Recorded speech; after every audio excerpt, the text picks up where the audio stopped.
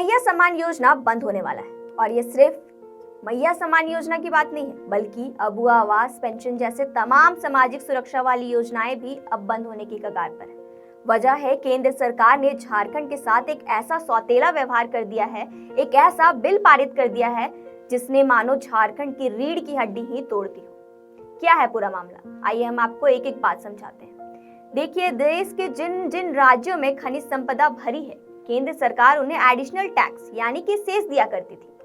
वो सिर्फ इसीलिए नहीं कि ये राज्य देश को रिसोर्सेज देता है, बल्कि इसीलिए भी क्योंकि इन खनिजों की वजह से जो जमीन जाती है, जो विस्थापन होता है, जो भयानक प्रदूषण फैलता है और समाज पर जो बुरा असर पड़ता है, उसकी भरपाई ये पैसा करता था। लेकिन अब इस पूरे पैसे को रोककर केंद्र सरकार ने इन राज्यों की वित्त स्थितियों को तगड़ा झटका दिया है। अब यहाँ एक बड़ा खेल और क्रैक समझिए।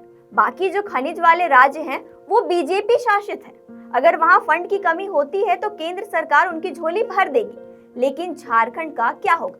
झारखंड में तो मैया सम्मान योजना चलती है, अबुआ आवास और पेंशन जैसी योजनाएं दम पर खड़ी हैं। अगर सरकार के पास अतिरिक्त पैसा ही नहीं बचेगा तो ये सामाजिक सुरक्षा वाली योजनाएं चलेगी ही कैसे? और विडंबना देखिए कि कई लोग आकर इसे भी डिफेंड करने लगते हैं, इसकी वाहवाही करते हैं, जबकि मारा तो उनका भी हक जा रहा है। अब जरा इस पूरे खेल की जड़ तक चलिए। हाल ही में संसद ने खन और खनिज से जुड़ा एक संशोधन विधेयक पास हुआ है। सुनने में ये एक तकनीकी कानून लग सकता है, ऐसा लग सकता है कि इसका आम आदमी से क्या लेना देना। लेकिन साहब, सबसे बड़ा खेल यहीं छिपा है। झारखंड के लिए खनिज कोई मामूली चीज नहीं है। हमारी जमीन के नीचे कोयला है, लोहा अयस्क है और कई बेशकीमती मिनरल्स हैं।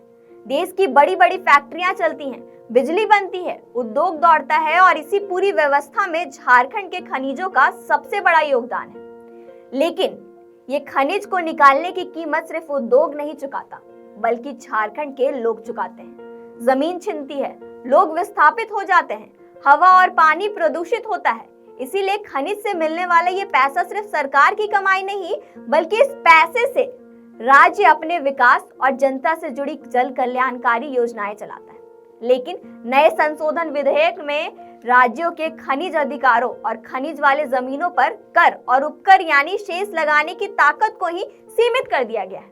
अब जरा इन आंकड़ों पर गौर कीजिए, तस्वीर पूरी तरह साफ हो जाएगी। झारखंड के अपने गैर कर राजस्व का करीब 80% हिस्सा अकेले खनन से आता है। साल 2024-25 में खनिज वाली जमीन के शेष से हमें करीब 1300 करोड़ रुपए मिले थे।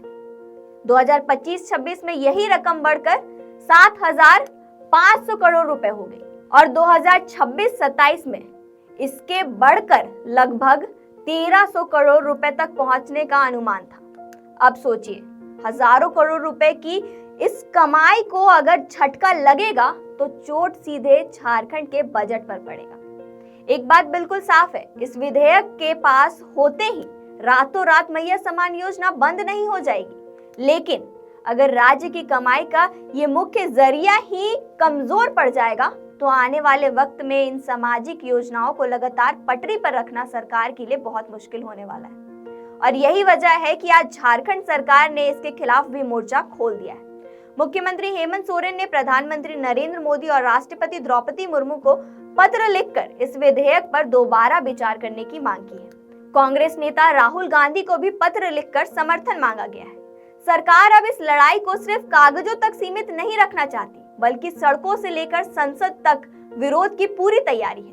तमाम राजनीतिक बहसों के बीच हमें जमीनी हकीकत को समझना होगा। सरकार के पास खजाना होगा तभी गरीबों के लिए योजनाएं भी चलेगी। राजस्व मजबूत रहेगा तो ही जरूरतमंद को पैसा मिलेगा। और अगर राज्य की आर्थिक ताकत कमजोर हुई तो इसका सीधा असर मैया सम्मान योजना की राशि पर, अबुआ आवास के पैसे पर और बुजुर्गों की पेंशन पर भी पड़ेगा। अंत में बात सिर्फ कोयले या खदान की नहीं है, बात झारखंड के हक की है, झारखंड की कमाई की है। हक झारखंड का, खनिज झारखंड का, जमीन झारखंड की। लेकिन आज अपने ही संसाधनों के अधिकारों के लिए झारखंड को संघर्ष करना पड़ रहा है। क्या सोचते हैं आप? इस पर जरूर साझा करें और देखते रहें लोकतंत्र 19। धन्यवाद।